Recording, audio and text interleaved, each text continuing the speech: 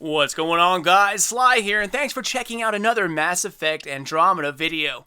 Now, some of you out there might know Mass Effect is by far my favorite video game series.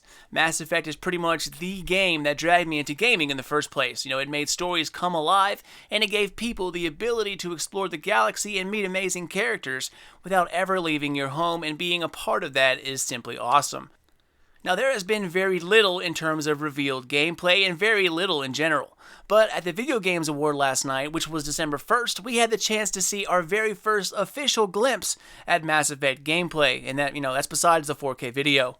So there were some pretty cool things I caught while watching, and I wanted to go over everything that was shown last night and have a breakdown of our first real glimpse into what BioWare has been working on for the past almost 5 years. Now, there are some good and some bad, like with all pre-release footage, but the bad stuff is mostly UI things and graphic flaws that are easily corrected. Now, the GM of BioWare already acknowledged a few of those flaws and told fans not to worry, they are already being worked on. So if you see something, don't freak out, it's all good.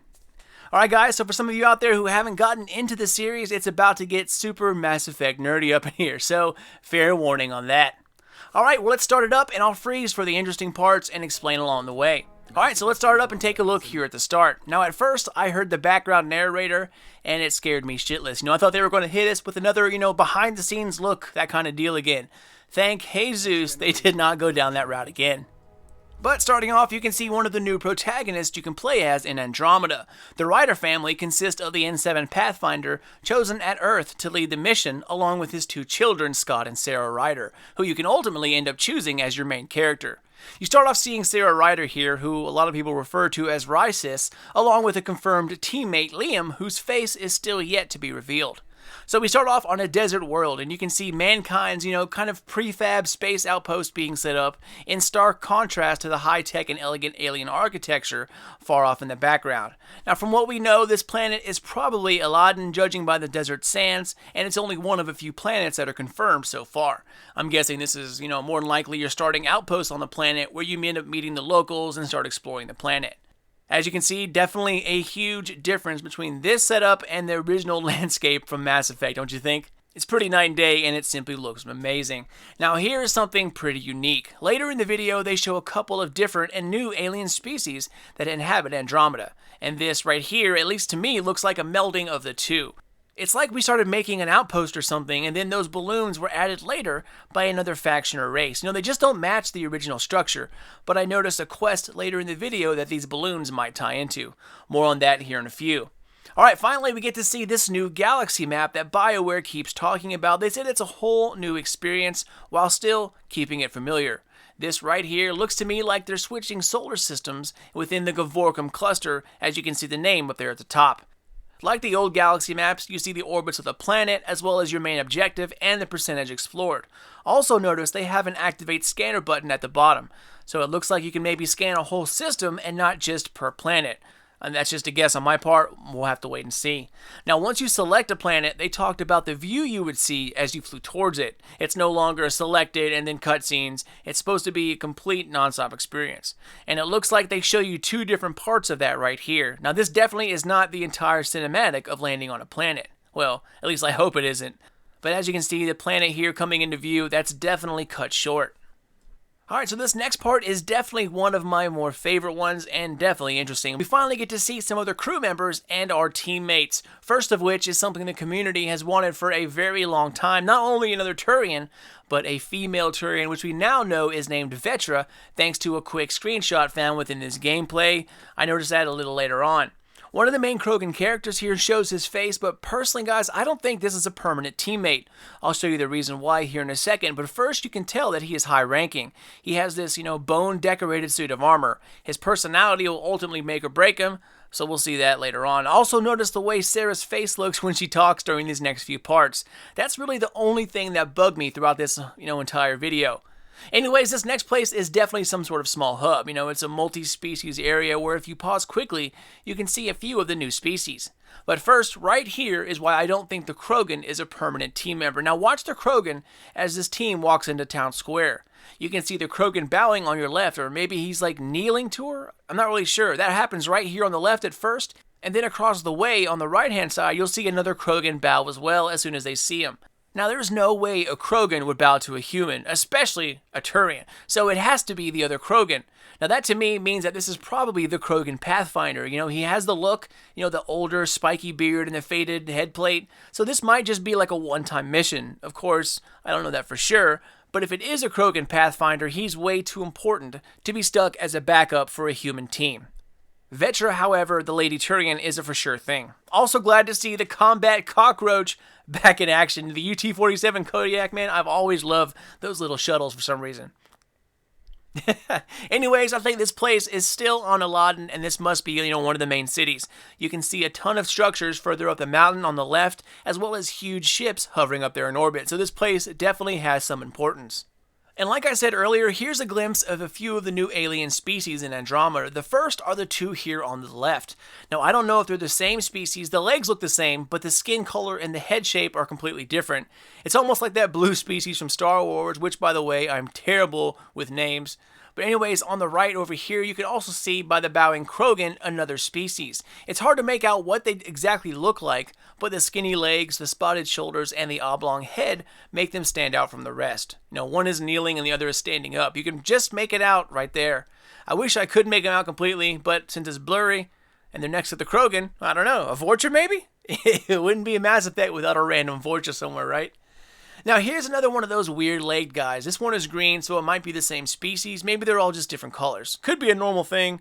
I have no idea. The other looks like a human or an Asari of some kind. It's kind of hard to tell because it's kind of blurry. And as we keep going, we pass by some more of those aliens along with another chick Turian. So it's definitely good to see a lot more variety in this game. Alright, so this next part gives us a view of the dialogue wheel and the mechanics, and guys, it strongly resembles Dragon Age Inquisition, at least to me it does. The wheel, the font, it all has pretty strong resemblances. Still, no complete answers as to what you're going to say, but I think that's part of the fun. The graphics here, guys, are simply awesome. The boss lady looks great, and her facial features are pretty spot on. I just wish the same could be said for the main character, but anyway, here's a great shot of some next-gen armor, y'all. The detail, the lighting, it looks great on the Turian, and they did a really good job on that armor. By the way, doesn't that kind of look like the Blue Suns logo? I don't know, just saying. Also, in this next Mass Effect, Paragon and Renegade options are gone. Although, quick decisions will still be in the game, and now we can actually see what we're going to do instead of just clicking for the sake of it being there. As you can see right here, it says disarm in the box on the bottom right, so that is an awesome new change. Alright, moving along, we get a good long look at the Nomad, which is basically the new Mako, and how it looks while driving, along with some of the mechanics you're going to get to see while you're in-game. You can see in the top left, it shows you areas where resources are high, and this must be like a main base area where a lot of people are, because as you can see on the top left, it says depleted. So again, we'll go over that here in a few. Next, the scanner pops up, and it also shows you how it looks when you run into things. The small circles on the bottom caught my attention, though. You see on the bottom left, the Andromeda Initiative logo. So I'm guessing that might be, currency for the ship, maybe the Nexus. The middle one kind of looks like gel, like J-E-L. Uh-oh. Omni-Gel, come back! And then on the far right, it looks like to be an alien language of some sort. Maybe it's the homeworld currencies, or maybe used in planetary shops. I don't know, all speculations to me, but it triggered my curiosity for sure. By the way, guys, totally kidding about Omni-Gel. Alright, so here we go, guys. We finally get to see and look at how the new mechanics will work, as well as some of the new powers. Notice, y'all, that there is not a radar, just a small heads-up band with items of interest shown in front of you. That's definitely different. It highlights the enemies, but it's not very detailed. You can see how the ammo is shown, as well as medpacks or metagel over there on the right. It looks like we're going to have crates or boxes that we can end up looting. Also notice that we now can loot enemies. Right after this guy gets disintegrated from incendiary bullets, which you can see equipped right here on the bottom left, the body leaves remains that you can pick up. Guys, that is completely new and has never been in any other game. Tech armor also looks a lot better. And how about these biotics, y'all? Biotic charge looks amazing. The biotic shield is pretty awesome as well, and I bet you it's going to be a lifesaver when multiplayer starts to kick off. So moving along here, the next thing I noticed, y'all, the N7 Piranha shotgun. That definitely adds some Mass Effect universe flair into the mix. And the other weapon you see right here is the Rhaegar Combine, if I can remember that correctly. All weapons from previous Mass Effect games. The next change I wanted to talk about was the ammo types. And as you can read right here, It's completely different than it was in other games. In previous games, those were skills that you could learn and then equip to your ammo infinitely, or at least until you changed ammo or weapon types.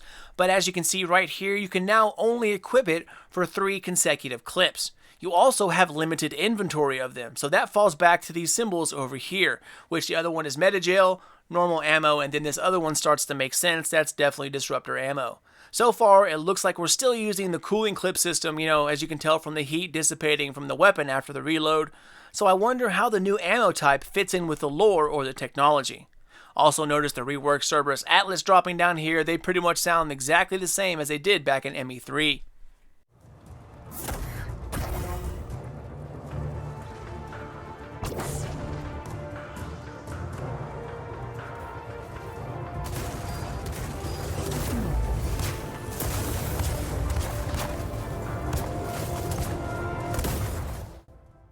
Alright, so moving along, we get a small glimpse into the customization options, and judging by the armor you see right here, and then looking over here at the back of the basics you get at the start, there's going to be a lot of different options of armor, as well as mods for each piece. You can see that down there on the bottom. So I'm guessing, strength, biotic protection, elemental protection, life support, shields. It's going to be cool to see if each mod actually gets put onto the armor itself, or if it's going to be just like a suit software upgrade. Again, we'll wait and see. So in Andromeda, they said you pretty much have to craft everything you're going to need to stay on world, and finding minerals are going to be a huge part of that. Right here you can see a small piece of that system in play. The scanner shows you the type of mineral as well as its uses, and it has a small white dot over top of them to identify its availability. And of course, how could you forget the codex entry? Now I like this next part because here you not only get to see some of the hostile alien wildlife, but also how you can use the jetpack as an evasive option instead of the traditional combat role. Also notice the loadout this time around, it's really more tech-based, whereas last time it was all biotics. Where with PB and Vetra, and Ryder is using the Revenant assault rifle. You can tell all that from down here at the bottom. You can also see a new reworked assault turret, the tech mine, and I'm not sure what that other symbol or skill is, but it's cool to see how old skills are being brought back and rebuilt for Mass Effect Andromeda. Definitely looking forward to trying all of those out. So next up, we get to see a possibly new planet. As you can tell from the top right, it's a planet called Kadara. After cleaning this fiend out, you're supposed to set up a new outpost, a nice non-invasive way to show the quest without it taking up your whole screen. Especially in a fight like this, you're going to need to see as much as you can. It's also great to see that this game is still rated M. I was really concerned they were going to dumb that down to another teen game. Alright, so next up, this is the part that I talked about in the beginning where you can see the female Turian's name. You can see the loyalty missions are back in action, and Vetra is seen as the teammate next to your loadout underneath health and shields. So it made it pretty obvious that this was the same person we've seen before. Also last night after the Game Awards, BioWare confirmed that Vetra was indeed her name. Next up, we get to see another new talent in action, some kind of a mobile barrier, as well as a new weapon. Now, it kind of looks like the Prothean weapon you get in Mass Effect 3, but this one uses a purple beam, and their energy beam from the Prothean was green. So this likely makes it a different weapon. Also, you can see the new skill loadouts, along with the new flamethrower mechanic that you get to see in action right here. Now the end, it goes by pretty fast, but if we slow it down, we can see some more shots of the Remnant, which we've seen before in the PS4 Pro video, and also here at the end, an awesome shot of the invisibility cloak in its new form, which I'm sure has to be the Infiltrator specialization. Also notice, guys, that planetary effects will play a part like they did in the original Mass Effect. You can see a heat hazard on the bottom left, as well as your life support slowly draining. All stuff I'm glad to see back in Andromeda. Alright, so getting towards the end here, this next part is awesome. First, we get a look at the Ket in-game right here. We also have either Warp or Throw as an abiotic attack, cryo ammo, and not sure what the other skills are, but most importantly, we get a look at some of the new melee weapons. This one right here looks to be like a biotic sword in this shot against the Ket. But soon after this, we see a shielded robot, part of the Revenant, and it looks like he gets taken out with some kind of biotic hammer. It takes out this Remnant machine and its shields in just one attack. So that is pretty awesome and totally new. I wonder if it's some kind of like, new Ultra type attack. Either way, guys, I am all in for that. And lastly, you see the Omni Tool ground pound followed by another weapon. Now, I recommend you guys all watch this from start to finish. I'll let it play at the end in case you want to do that. It's an awesome glimpse of what's to come, and from what I've seen, it looks like they've done the past game some justice, while still keeping Mass Effect new and understandable for the new generation of gamers. But that's it, guys. Just a breakdown of the things I noticed from the gameplay last night. Now, if I missed anything out there, feel free to comment down below. But I scoured these pictures for hours last night looking at everything I could. So maybe a new, fresh pair of eyes will see something new. And one thing I can tell you is that I cannot wait for this to come out. I was really hoping for a release date last night, but spring 2017 is still the soft date for release. Rumor has it March 21st is that date, but until it's confirmed, it is still simply speculation. Alright, y'all, that's it for me. Thank you so much for watching, and as always, if you want to stay in the know about everything Mass Effect, The Division, or Destiny, follow me on Twitter at SlyNation, or check me out here on YouTube. Always a pleasure, and thanks for checking out Sly Nation. Keep an eye out for more Mass Effect videos coming out here very soon. But until then, this is your boy Sly. Later, guys.